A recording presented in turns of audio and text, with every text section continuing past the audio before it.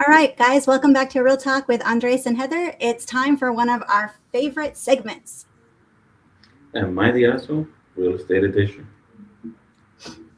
Here's how this works, guys. We're going to read out loud a real world style scenario that agents, buyers, and sellers run into all the time. But just a quick disclaimer, right? These today's stories are fictional, completely fictional, and it's created for educational and discussion, not based on any real clients, any real transactions or agents. Yeah, the goal isn't here to shame anyone, it's to talk through boundaries, expectations, contracts, and the stuff people don't always explain in real estate.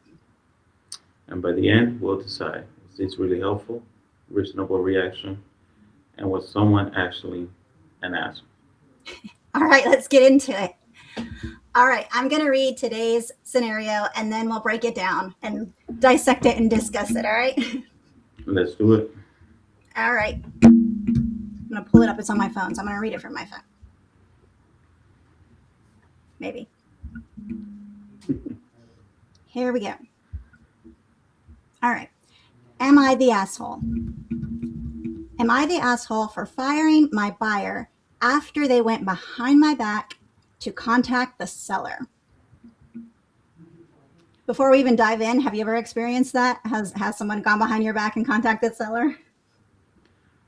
I had someone to that mention it to me and say, "Hey, should we contact the seller?" I was like, "Nah, No. don't go there. All Don't right, go there." But let's dive in and see what happened here. I'm a buyer's agent working with a first-time buyer couple. We've been looking for about 3 months. I've shown them over 20 homes and wrote 2 offers that both lost in multiple offer situations. I spent a lot of time explaining contracts, timelines, and strategy.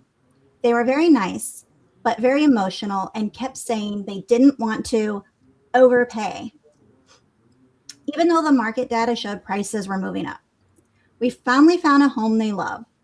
I pulled comps, showed them why it was priced fairly, and recommended a competitive offer with clean terms.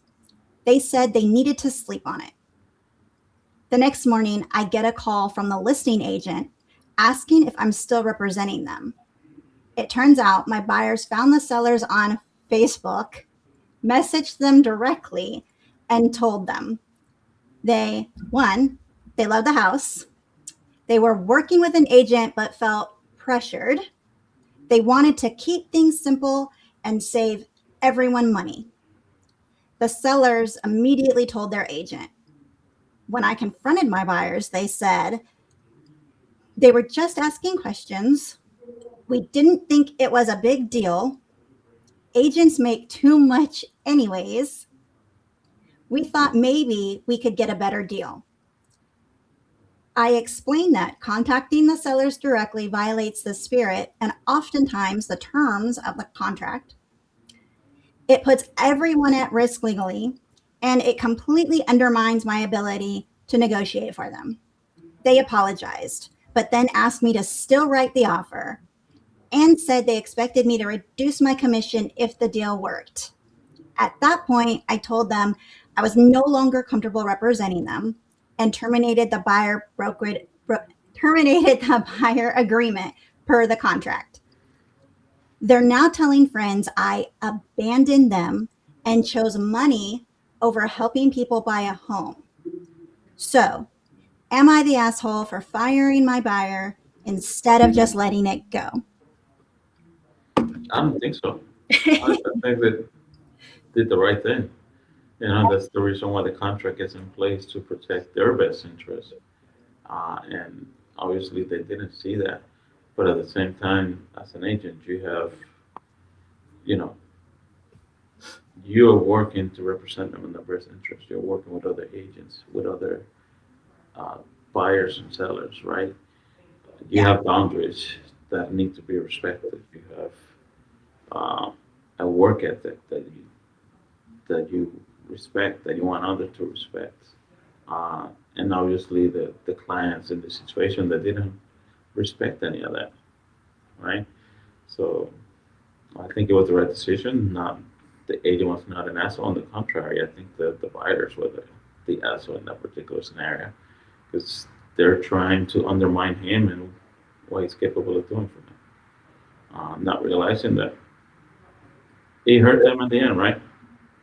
It did. It came back to bite them in the ass. So we're just gonna be like, case closed. They're not. He's not the asshole. The buyers are the assholes. No, I'm just kidding. We gotta dissect it a little bit for our listeners and explain exactly the situation that happened and why. Key points of this to make him not the asshole. But to play devil's advocate, did he explain that they couldn't beforehand? Did he explain that correctly? That he they don't go directly to the seller. They use him to negotiate on their behalf. Because if that wasn't properly explained, then maybe just automatically firing them like that is a bit much if they didn't know that. Not saying that's what I think. I'm just saying if you don't know, you don't know.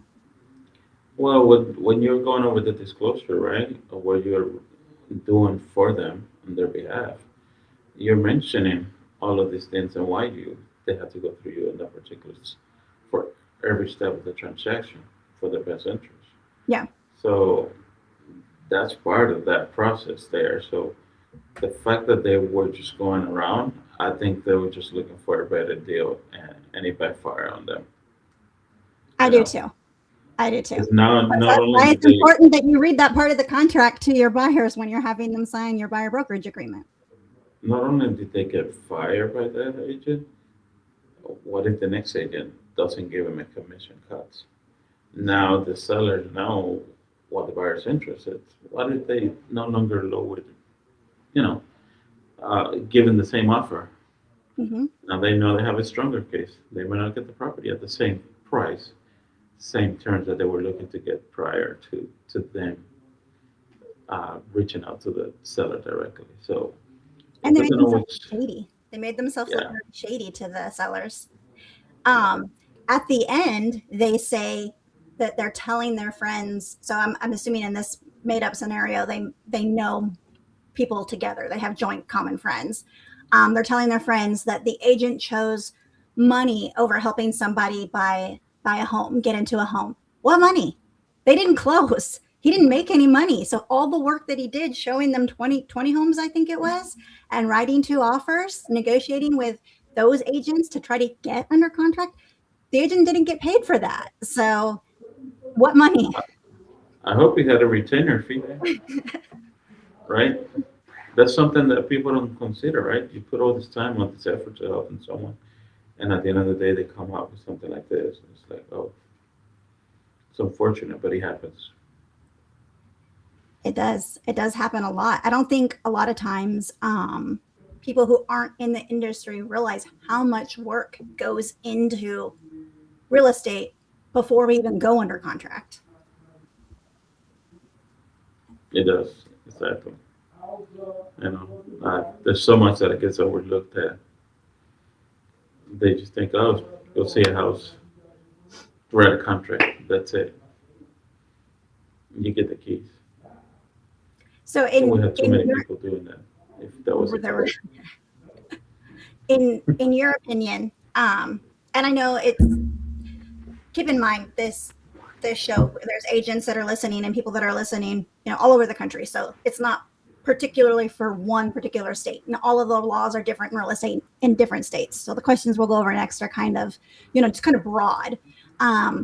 But when you're talking about boundaries and crossing that line, why does direct contact with the seller, why is it such a big deal, and why shouldn't buyers do that? it could influence the decision on both parties, right? If you reach out to the seller, uh, just hey, I really love this property. They might be more leaning into, okay, yeah, I think this is the right family to keep my home. You know, especially think about it, so especially someone that's been living there for 20 years or so. That has been their home for some time.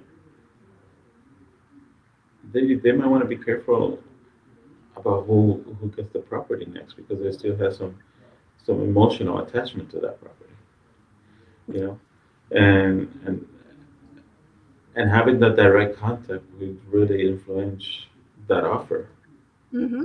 just because of the emotional aspect of it that is coming behind and the family that's moving over. It could definitely make an impact on the negotiations. It could either break or make it. You know, so I think it's that's why those boundaries are in place to help protect both parties from getting emotional in some areas where allow the agents to do their part, negotiate, and and find that common ground for both parties. You know, to make the deal happen. And I think that's what's important there.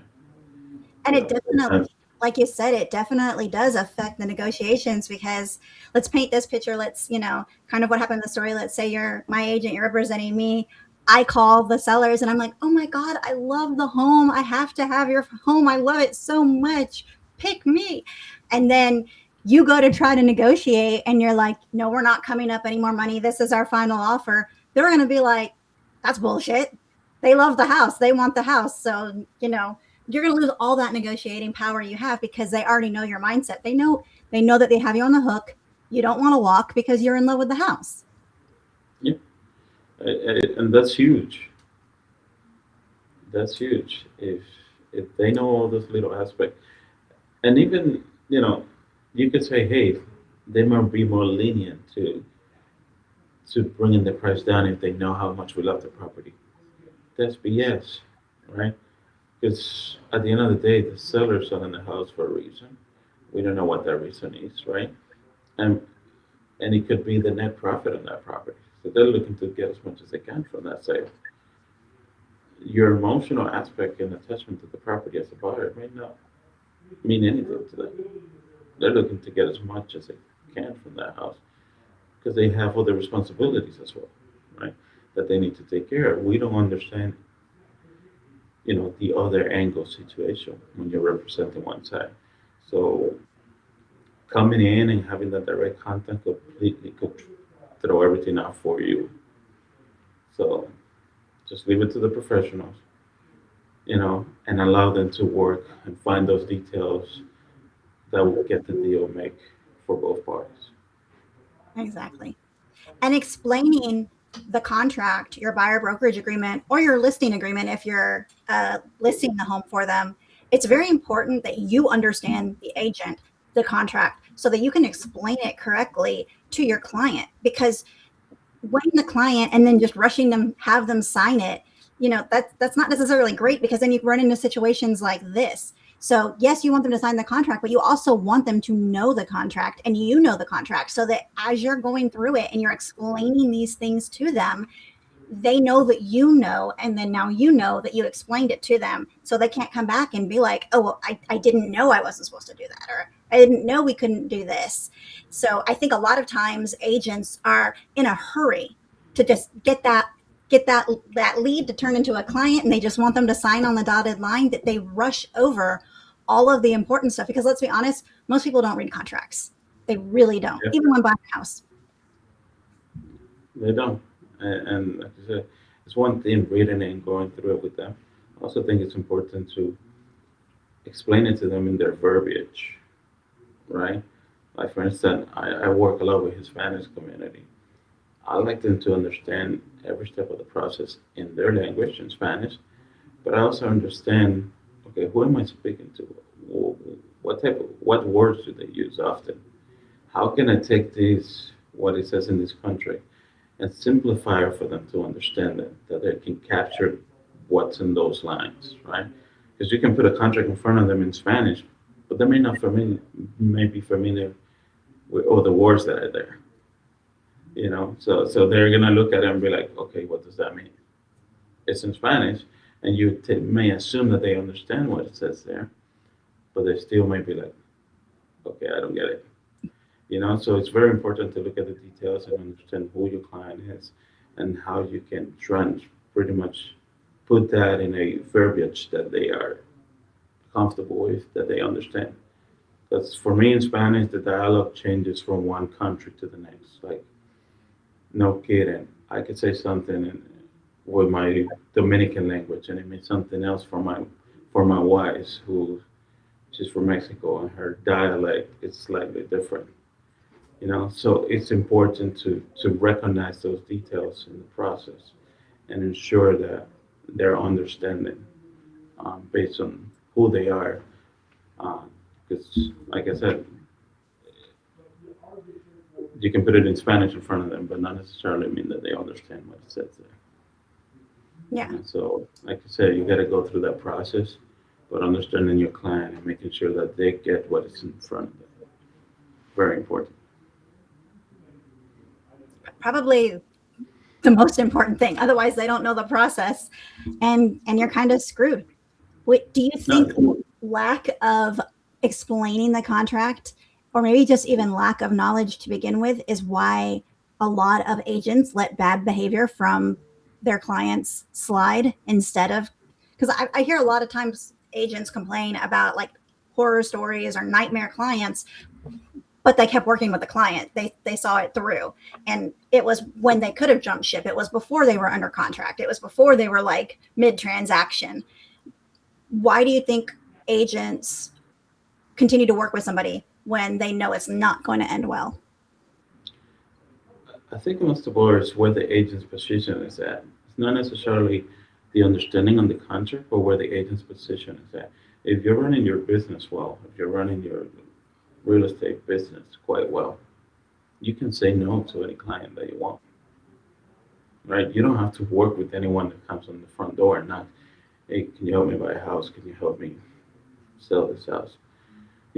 Some clients are not compatible. You're simply not a great match. The way they communicate, the way they behave, for the personalities, whatever the case may be, may not be a great match to work with you.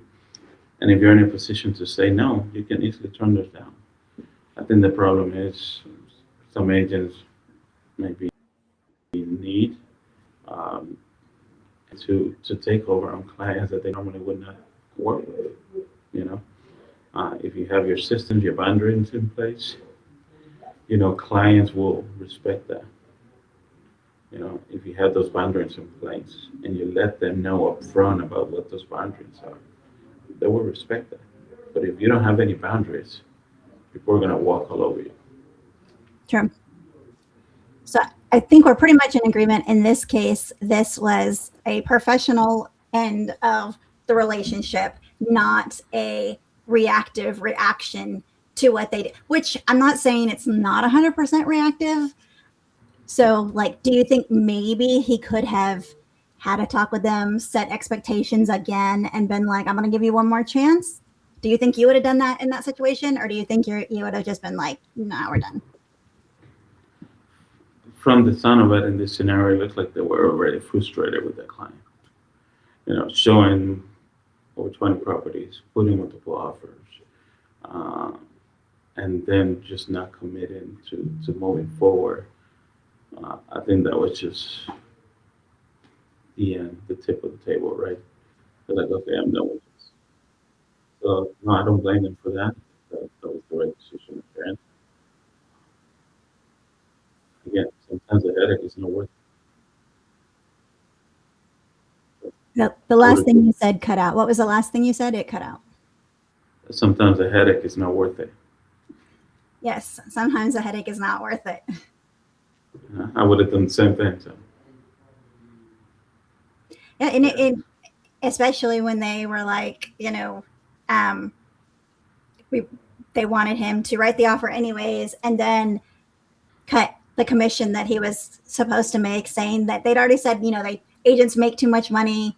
They wanted a deal, and we talk about this all the time, about not knowing all of the work that goes into that transaction, and that's part of explaining it too. A lot of agents, they don't do like weekly updates. They don't let their buyers and seller know what's going on. So if your buyer or seller doesn't hear from you for a couple of days, they just assume that like you're sitting on the couch eating Cheetos. They don't know that you're sorting through properties, calling to find out if they're available, sending them the ones that match. They don't know what you're doing because you're not telling them. So in a way, I can see and understand why the public thinks, oh, real estate agents are overpaid and they don't really do anything. But they haven't been behind the desk of a real estate agent trying to do the work that we do and see how hard it is on a daily basis. Yeah, seriously, it's not just showing houses, right? That's the fun part. I always say that's the fun part. I enjoy looking, walking through the houses, seeing the buyers, face when they walk into a property and they figure out, okay, this is it. This is my property. That makes it for me, right? And then at the end, once they get the keys, just seeing once they settle in the new property, that's it. But like you said, there's so much more going on behind the scenes to get those points. And it's often overlooked. But hey, that's part of the show. Like I say, you know, Yeah. just gotta keep doing the work and continuously working on their best interest and make that happen for them. So my wife, in fact, asked me the other day, yesterday, she's like, "Do you ever get tired of talking about work?" I don't know if there was a hint or something because I just kept going off, and I said, "You know what? I actually enjoy what I'm doing. I love what I'm doing. So every day I have an opportunity to talk to people, to learn something new about the business, about other people, and I'm enjoying myself in doing so." And so It's no, like the joke, now that you asked me how do that, you know a person's a real estate agent? They'll tell you. and I'm like, no, I don't get tired of it. But if you were to ask me 5 years ago if I get tired of talking about boxes, then yes, I will tell you yes. Because I used to work in the warehouse supply chain, right? So yes, I would get tired of talking about boxes and work.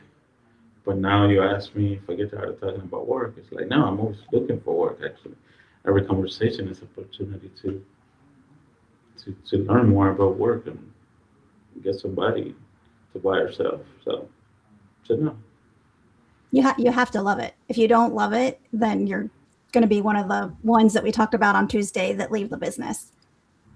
Yeah, especially right. Because here's the thing: it's working with people. It's one of the toughest jobs out there. I would say working with people is it's the hardest job because people are hard to please. They're never satisfied. We're never happy. There's always something, all right? But in the same capacity, you're always talking to people. You're always learning. You're always adapting. You're always evolving, right? You're always growing. So I think there's a beauty in that you need to learn to appreciate. And once you do, you get to love what you do. I think I mentioned before, I fired my first ever client when I first became a real estate agent. And that was my like first introduction into real estate was I was doing for sale by owner calls. I was calling all the for sale by owners, got the appointment, went out, did the tour of the house, got them as a listing. And I'm not going to go into the whole story on this one, but it turned out because it was my first time, I did keep this person as a client way longer than I should have. Um, he turned out to be extremely racist, extremely sexist. And finally, my coach at the time was like, "You need to let him go. This is not worth it. Let him go." And I did. So I did. I did fire him as like the client, and that was extremely hard. And it really sucked, especially since it was my very very first ever anything as a real estate agent. So it sucks. It's not easy. Nobody wants to do it, but it is necessary sometimes. It's absolutely necessary sometimes. Some people just can't work together. They can't. And to share that story with you, my first client, we talked about it here before. She called me the other day, which in a similar scenario, just like what we put out there, show her number of properties, went into contract, nothing planned out, and it was sold for X, Y reason, right? But she called me the other day I would, still stay in touch. I'm one of those that every month or so I follow up, and I haven't reached out to her in 3 weeks or so. She's like, hey, how you been? We just haven't connected. I wanted to see how you guys are doing. But it's one of those, it's a very special person because I learned so much, although we didn't close the transaction.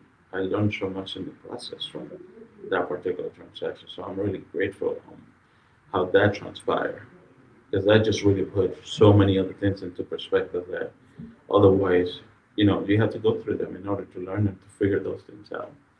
So, and to this day, I have a strong relationship with them. At some point, she's going to purchase this year, right? But just going through the whole process, you know, I thought it was a beautiful thing. It was unfortunate, but at the same time, I gained so much from that transaction, and they did as well. You know, so it's now, it's all depending how you take on the situations, right? Because that could be so much worse. We both can look at it as at a different angle with so much grudge and regret that didn't plan out, right? But we both are grateful that okay, she's not in a bad position, and we learned so much in the process. And but there's some situations where that happens, and people just take it in such a negative way Yeah. that it completely changes things moving forward and how you look at other clients in the future. Me, that doesn't deteriorate who I work with, but rather how to handle those situations and how to better prepare them moving forward. So it was good, but like you, that first client, it was not a pretty situation on the way through, but you know, different outcomes, different perspectives. And you have to walk So those through sometimes. Like you said, you learn, you grow, you take that into your next transaction, and you try to make sure that situations like this don't happen again. And now you know what to expect. And unfortunately, sometimes we just do have to walk through things. Like somebody can tell you about something, but until you actually walk that path, you really don't know. yeah, it's like these scenarios we're playing in, right? We can tell you about it. You can have a good idea how to handle the situations moving forward. But when you're involved in it and you have other things that are relying on you, you might go back and say, "Hey, I didn't know they said this, but shit, I really need to move forward with this because of X, Y, and Z." So it just depends on where you're at in the situation. When the moment comes, make the right decision. Yep. And sometimes it sucks. Like it sucks to have to fire a client. And then it sucks if you have the same friend group and they're saying their version of what happened. And then you have to combat those rumors and stuff. But unfortunately, that is always going to be a side effect of doing real estate. You're never going to have everybody be 100% happy all the time. That's just not a reality in any scenario. I say you're working with people, you're not. It's not going to happen. You can come to an agreement, but is everybody happy? Ready to party? Probably not. So Nope. it's fun. It's fun. You just got to look at the best, best in every situation. Speaking of situations, are you guys, what is it, the forecast in Alabama looking like for ice apocalypse this weekend? Oh yeah. Uh, I, I gotta look at my moving choices in the next year or so. 'Cause I thought I was not supposed to get all this ice out here. We're supposed to get 3 to 5 inches of snow, I believe. Yeah, it's supposed to, I think for here too, we're expecting a lot. So they've been stocking up, getting prepared. But I'm hoping maybe since like sometimes it doesn't happen, it just won't happen, but it probably will. I thought I left all that snow when I lived in Rhode Island, you know, years ago. I don't want any of that out here. It's too cold for my liking lately, but hey, here I am, you know. So then my wife is happy. She's like, yes, keep doing that, keep snowing. So we can push forward to move to Hawaii at some point. Well, actually, now that Tony and I went out and spent a shit ton of money to buy all the supplies that we're going to need if we lose power for several days, it probably won't happen. They're like, oh, you're all prepared for it? Okay, well, then it's just not going to be icy today. So that's That's probably. always the case. That's But if always we the didn't case. buy anything, it would be like shut down for like 2 weeks. Yeah, just imagine, that's always something that, I think about when the power goes out. I grew up like that in DR where you had power for a number of hours and then it would go out for a number of hours, and so on. And at the time, there was no consistency. Nowadays, they plan it a little better and tell you, hey, from this time to that time, there won't be any power. But it was on and off. You didn't know when there was going to be. Sometimes you had no power all night. Oh my You God. know, so that was the normal. Like I didn't mind, didn't care. As a kid, I'd just go out in the street and play. We had things to do. Out here, it's like people don't know what to do. It's like power goes out. Oh my gosh, what are we gonna do? Do we have lights? Do we have? Nobody's prepared to ever for anything. No, You know, no. And there's no candles. my kids will freak out. They'll be like, there's no Wi Fi. I'm like, I don't know what to tell you. Read a book. Exactly. So it's just surprise. Every time it happens, I'm like, man, oh man. Just give me a couple of books and I'm good. I But think. yeah, And knowing that if you look at it from a business standpoint, if you're a real estate agent, you're negotiating stuff, going into this weekend that this might be an issue. So plan accordingly. That way you don't lose anything over the weekend because power was out and you couldn't get in touch with a listing agent or you couldn't get in touch with, the buying agent. Just make sure that I guess by Saturday morning, any loose ends that you need to be tied up, have tied up. yeah. Make sure you put it on the other side of the table.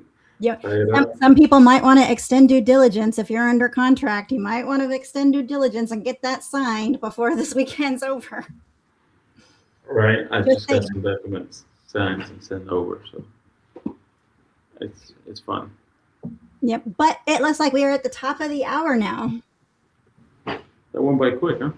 That did go by quick. Let's do it. But all right. So that was today's Am I the Asshole? And what did we decide, Andres? Uh, he was not. I think he was right. He made the right decision. I think he did. And then, here's the takeaway that most of these situations don't happen because people are bad. They happen because expectations were not set early on and they were not set clearly. Well, see, I, I messed up right here. So clear communication, clear agreements, and understanding, and everyone's role changes everything. So if you're an agent listening and thinking, I've been in this situation, that's exactly why we're going to do this segment. And we're going to do it, I think, probably like maybe once, twice a month, at least once a month. So that way we can have these scenarios out there. Absolutely. And if you're a buyer or seller, hopefully this gives you some insight into what's really happening behind the scenes. So we'd love to know what you guys think. Who was the asshole in this one? Drop your vote in the comments and send this to an agent who needs to hear it. So hey, send it to a buyer and seller too, so not the agent. No. Send it to everybody. Just share it all around. And we'll see you guys next week. Don't forget to like, subscribe, and follow. And if you want to join us on Am I the Asshole Real Estate Edition, scan the QR code and we will see you there. Bye, guys. All right. See you then.